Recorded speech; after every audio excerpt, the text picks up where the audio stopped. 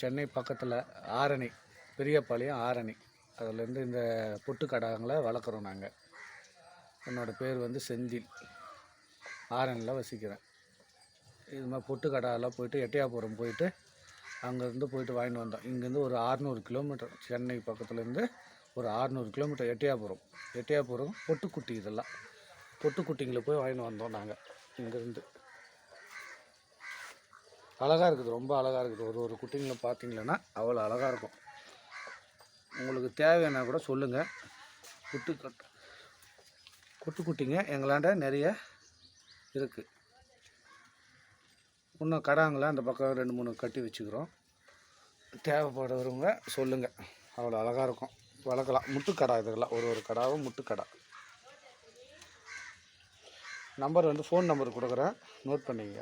9894741801.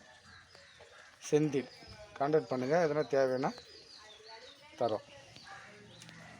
வணக்கங்க.